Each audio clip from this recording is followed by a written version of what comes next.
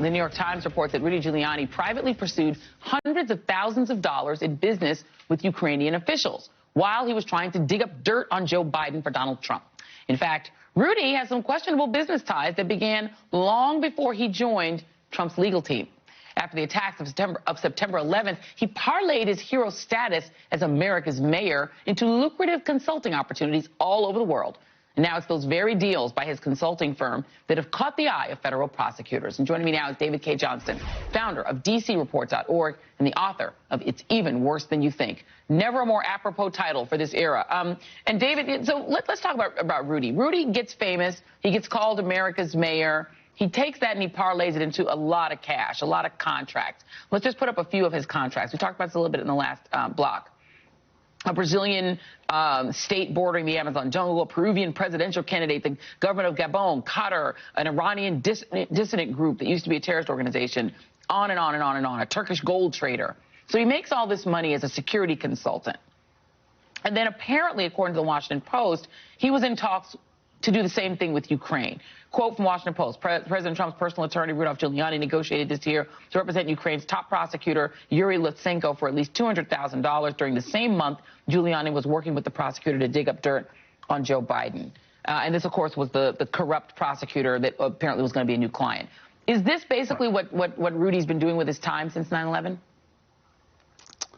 Yeah, since even before he left the mayorship of New York, Rudy Giuliani has been setting himself up to be a consultant to all sorts of people who are not nice people, to be polite about it, around the world.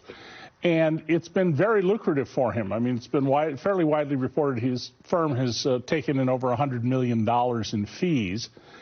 And you look around, and one of the things that's striking is who he represents, and that list you gave, which is far from complete, but it hits exactly on the kinds of people he was representing. These are not people who are the victims of oppression by a state or religious persecution.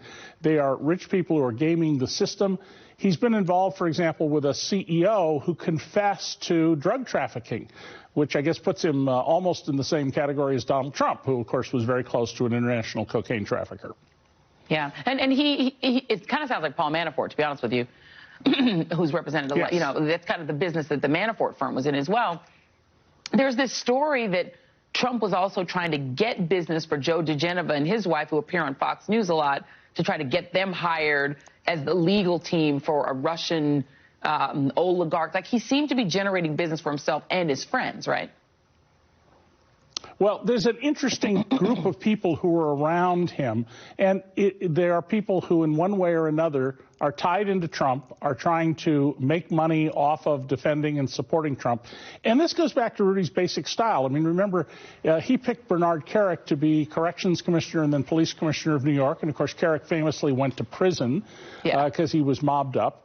When Rudy was told by every advisor, put the emergency command center, if New York is ever attacked, in Brooklyn, he instead insisted it be in the World Trade Center zone. Why? Because he had a little love nest he kept over there on the taxpayer's dime. And that's the kind of guy he's been all the way through, including, by the way, as best I can tell from the public record, other than his deputy mayor, he never met alone with anybody who was African American during his years as mayor.